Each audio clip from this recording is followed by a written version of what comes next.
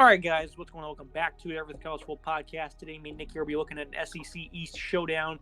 Georgia Bulldogs are heading to Neyland Stadium, Knoxville, Tennessee, to take on the Tennessee Volunteers. 10-point line in favor of the Bulldogs. 58.5 is the total.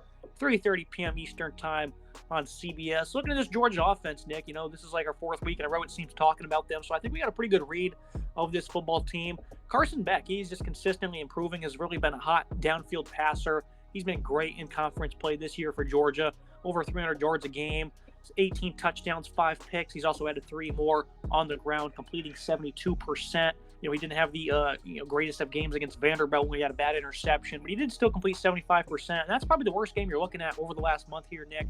He had the win, of course, on the road at Auburn, a game that Georgia really struggled in for the most part. He was able to come alive there, led them to victory. And since September 30th, Nick, he's consistently gotten better. Love what I'm seeing out of Carson Beck. The progression rate he's on right now, highly impressive for the Jacksonville native, 6'4", 220. Carson Beck's got a great read of this offense. He sat, waited his turn, and that pays dividends. Sure, you don't have as many years at the end of the day of being a starter, but this is what you get. You get to compete for a national championship. You're playing important games in Neyland Stadium. Carson Beck, got to applaud everything he's done so far this year. Waiting his turn has paid off. Very proud that he's been able to do that. Not many negative things I can say about this young kid.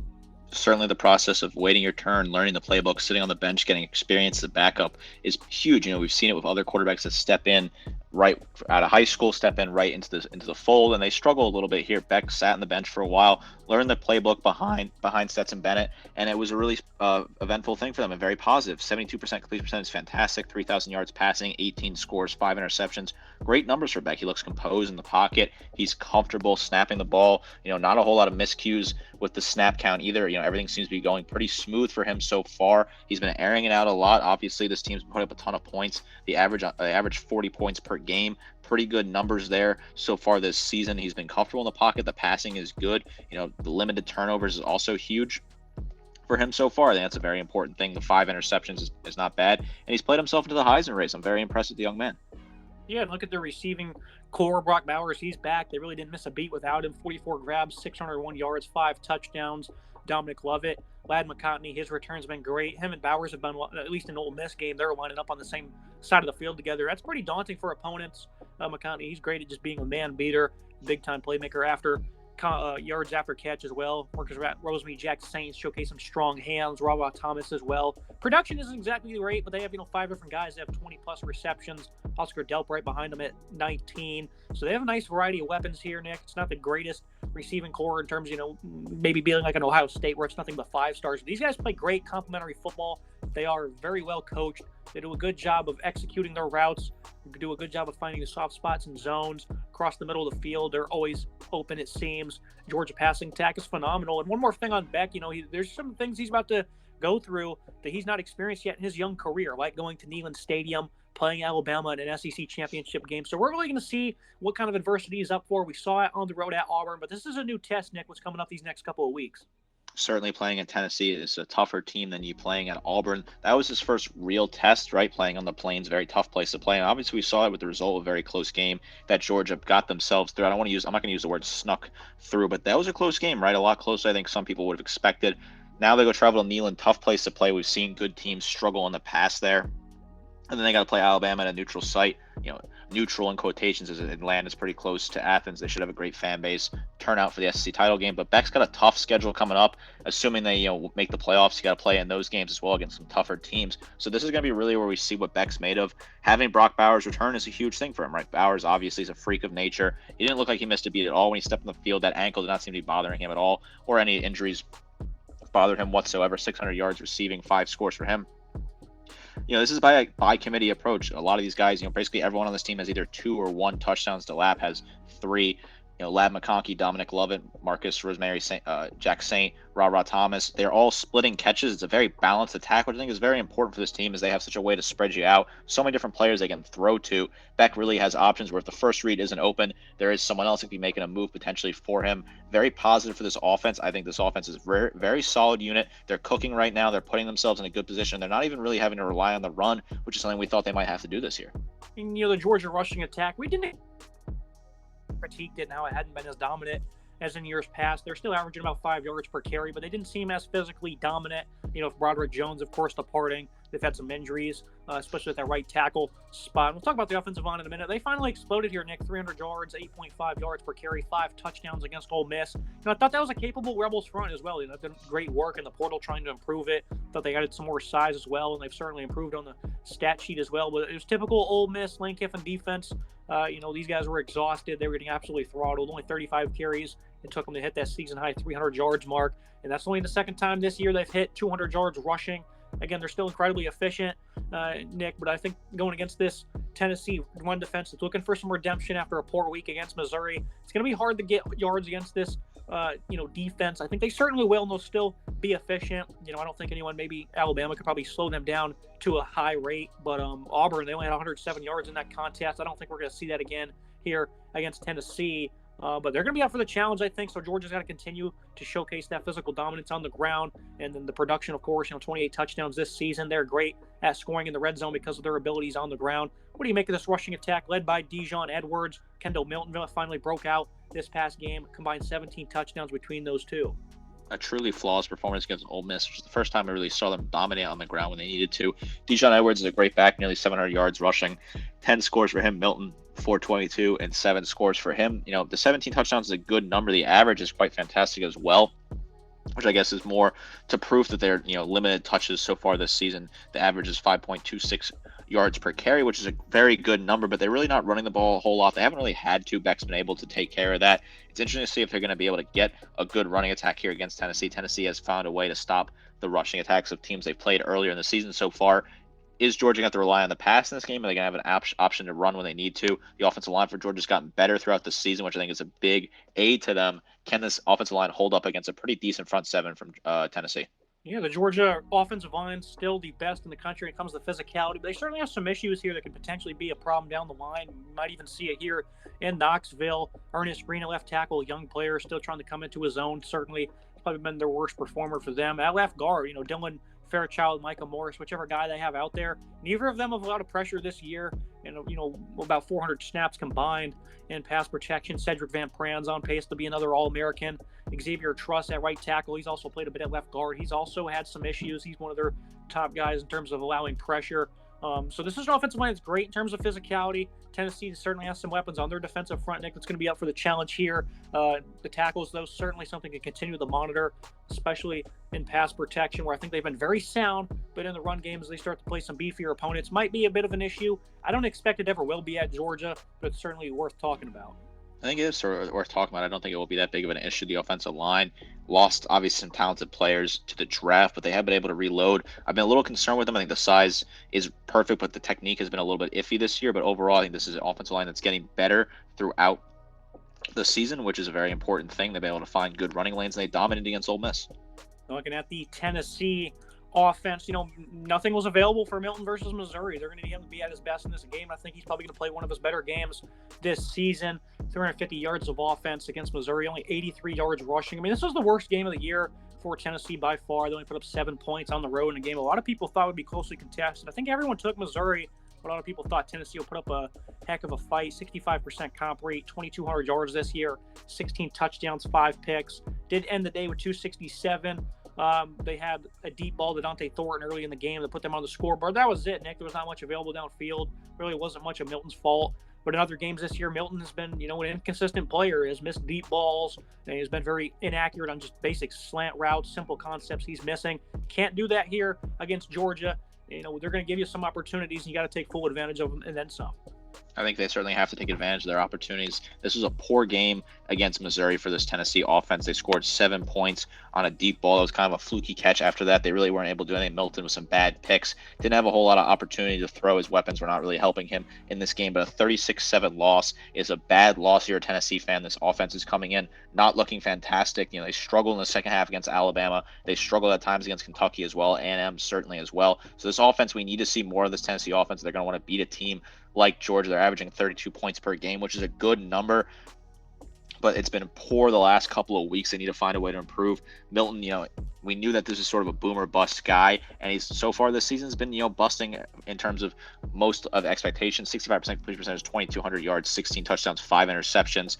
Milton's not been as what we had hoped he would be. We knew he had a cannon arm, but the accuracy was certainly an issue, and the accuracy has been an issue this season. He's thrown bad picks at certain points and did not look good at all against Missouri.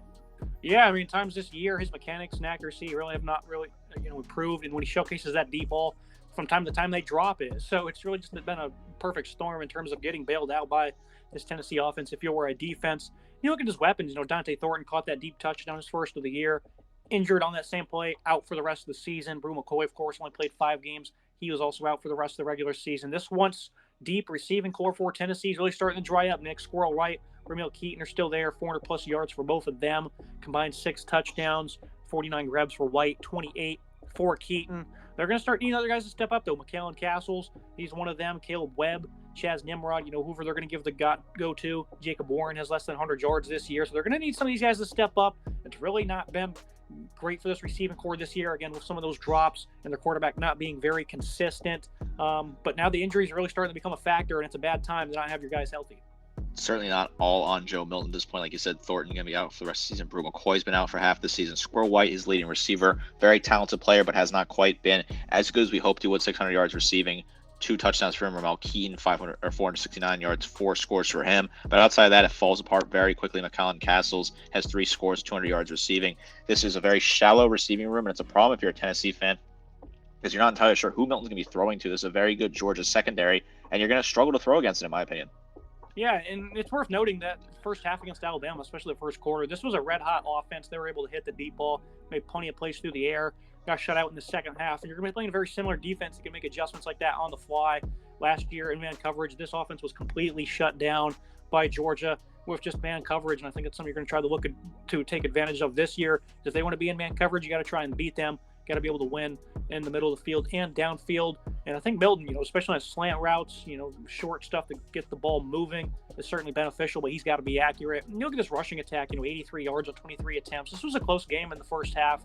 And for a good bit of the third quarter, they're just unable to run the ball. Missouri's last couple of weeks has really showcased their ability to stop the run. This is an attack this year that's been very productive, though, Nick. 2,100 yards, 17 touchdowns, 213 yards per contest with their 300 monster. Jalen Wright, Dylan Sampson, Jabari Small all have 420-plus yards this year. They've all been finding the end zone a lot as well. And Milton himself has 300 yards and 5 touchdowns. This rushing attack is phenomenal. This is where they want to start their offense, get moving early, and then, go with some tempo. And that allows this offense to be very tough to guard. Couldn't do that against Missouri. Against Alabama, they didn't do that in the second half, and that really causes them to stumble. Georgia, they've been vulnerable against the run at times this year, up the middle, physicality from the Tennessee offensive line.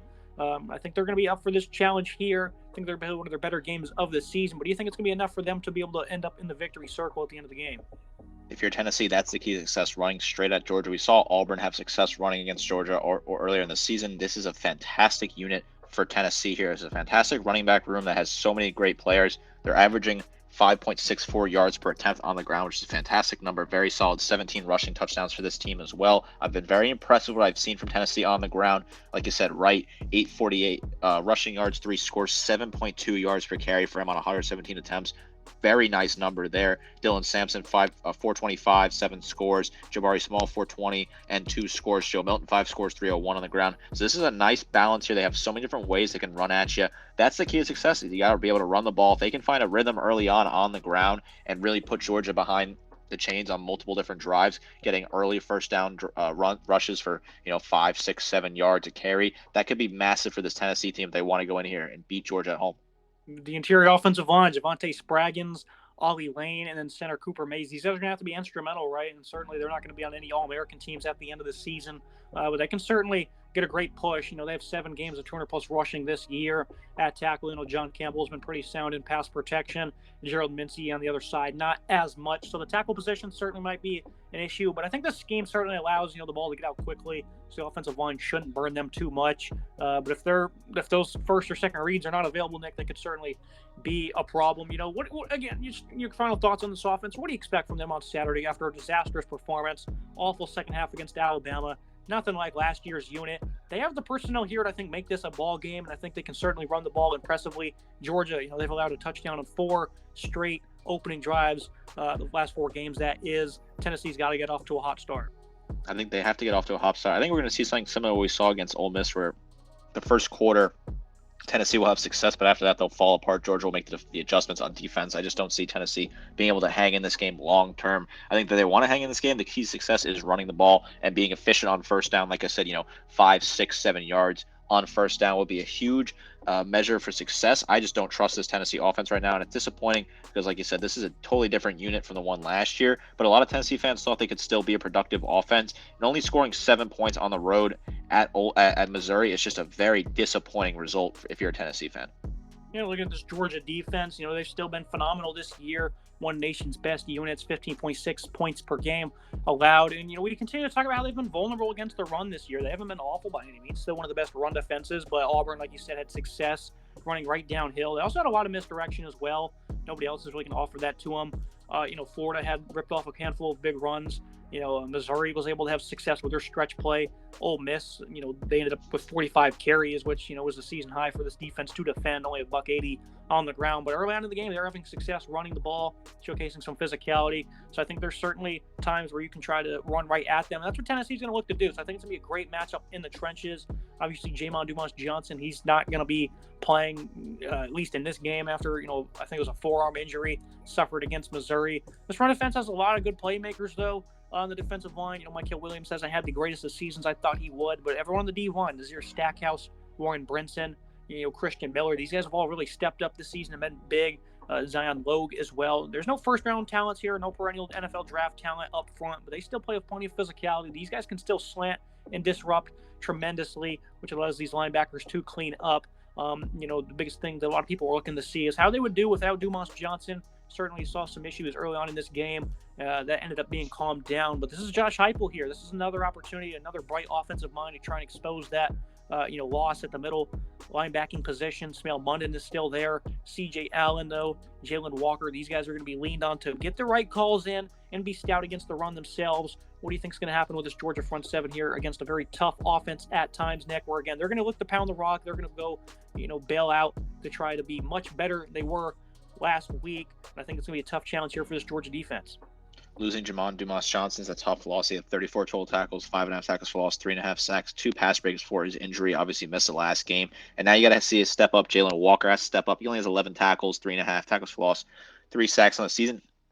He's got to be your new guy there at linebacker. C.J. Allen as well, 21 total tackles, 1 each for a tackle loss and for a sack. The two of them have to be big physical presences, have to be able to coach that defense. Smail Munden obviously leading the team with tackles for 48, 5 tackles for loss, 3 sacks. He's your biggest player in the linebacking core. The front seven is good, right? This is a solid unit. Obviously, it's Georgia. They spread out the production because they have such a balanced defensive line and front seven where there's no one that's really truly dominating in terms of total tackles. They all kind of by committee approach.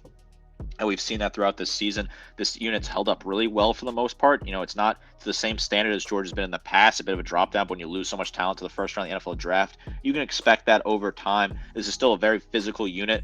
Tennessee will have to run the ball and have to have success in this game. They might have a chance considering there's a bit of a weakness without Dumas-Johnson overall. So that's the big, again, keep saying it, that's a key success for Tennessee. I think Georgia will win that battle, but it's something to keep an eye on. Yeah, Jalen Walker's been really used as a pass rusher mostly this year. C.J. Allen got plenty of work. Third most snaps on the team against Ole Miss, and he played a very sound contest. We'll see if that continues here on the road. And, the secondary has been critical to them at times. Whenever we pick Georgia, it's because we say the secondary is going to have issues. And, they played man coverage to much success a season ago, and it seems like they're going to be able to do that once again with less guys running downfield with, perennial threats for Tennessee. Malachi Starks, he's been one of the nation's best safeties all around, especially in coverage. Javon Bullard, he's been moving around a lot different spots this season. Very impressive what he's able to do as a leader for this defense. Tyke Smith finally being healthy has paid dividends for this secondary. Kamari Lassiter, he's been really good for them. There's been other guys in coverage, though, at times. Humphreys has had some issues himself. Dalen Everett's a guy they like to attack at times. So I think there's some liability still here. I think as they play tougher opponents, it could be an issue. But right now, I think this is going to be a Georgia defense that's going to be smooth sailing in the secondary going into this game, unless Joe Milton's just really on point. I think this is going to be a secondary that will be smooth sailing. Like you said, Tyke Smith, 46 total tackles, second highest on the team, 6.5 tackles for loss, 2 sacks, 4 picks for him. Javon Bullard, 2 picks, 3 pass breakups, 38 total tackles. Kamari Lassiter, been very impressive him. I think he's the most impressive player in the secondary so far. 33 total tackles, 3.5 tackles for loss, 7 pass breakups. Malachi Starks, 33 total tackles, 2 interceptions, 5 pass breakups for him. This is a very good unit. I think they're going to have a lot of success against Joe Milton here. I think they're going to win that battle very easily. This is a very deep secondary that continues to be good. They were weak at times last year. That was our big criticism. They're still weak at times this year, and I've been critical of that. But I think when you're playing a team like Tennessee, whose passing attack has been very hot or cold and been very cold as of late, I think I like that battle a whole lot if I'm a Georgia fan. Now looking at the Tennessee defense, looking for redemption. 530 yards allowed against Missouri, 250 on the ground, 275 through the air. Flat out disaster, right? This is a pass defense that seems like it's been getting worse and worse week after week. They're still a very sound unit, though, and this was the biggest problem with their defense last year was the secondary. But we're going to start up front. This is a very good run defense. They had a streak going in, 25 straight games, allowing less than 200 yards was broken last week, Nick. That's a very impressive. That's no fluke one bit. Guys like James Pierce, 11.5 TFL. Aaron Beasley is very good stud in the middle, 9.5 TFL. Tyler Barron, a veteran, coming off the D-line. Norman Blott, Omari Thomas. And you guys like Brayson Easton have really stepped up this season. This is a very good defensive line. Elijah Herring stepping up as the leading tackler. I think these guys are going to be ready to play in this game, Nick, after a very disappointing effort in Columbia. What is your expectations for this side of the ball? Because that's your best chance to win this contest is limit this Georgia ground game, force Beck to make plays through the air here on the road. The Tennessee pass rush will also need to have a big day, 33 sacks on the year, and it starts with Pierce and these defensive linemen. They don't get much pressure from their backers, so these guys have to be very sound. Don't expect them to send much pressure, so penetration is going to be very key in this game, and I think they have the pieces to get it done. The last week would certainly make me look like a fool. This is certainly a solid front seven that has some solid pieces. Elijah Herring, 65 total tackles, 2.5 tackles for loss. Leading your team there. Aaron Beasley, we thought he was going to be the best player on this defense. 54 total tackles, 9.5 tackles for loss, 2 sacks, 3 pass breakups, and interception. Good numbers. Tyler Barron, 24 total tackles, 8.5 tackles for loss, 5 sacks, 2 pass breakups. Amari Thomas, 24 total tackles, 4.5 for tackles for loss, 1 sack. Omar Norman Lott, 21, 6, and 5.5 for him. James Pierce, 11.5 tackles for loss, 8 sacks, 18 total tackles. Great numbers. Good sack production so far this season. I like what I've seen out of them. This front seven, front six is very physical. They're very good against the run, which I think is a nice matchup for them. They're gonna have to find a way to get in the backfield, make back uncomfortable, because this secondary is certainly a weak spot for this team. They have some issues there. The front six, I beg your pardon, is gonna have to do a whole lot of heavy lift in this game. Yeah, the secondary is a lot better than it was a season ago. They're still allowing, the 122nd national in completion percentage by the opponent. The big plays are down significantly. The yards allowed are. And they have 10 interceptions and only 9 touchdowns. So the secondary certainly has been pretty solid, I would say, for the most part this year. Playing from ahead, Kentucky, Devin Leary, they're able to almost put up 400 on them. Missouri, they had plenty of success as well. And, this is certainly a defense that's probably going to be struggling without Kamal Hayden. Of course, he's out for the year. He's been out since, I think, the Alabama game. Jalen McCullough, though, having a big-time redemption season for him at safety.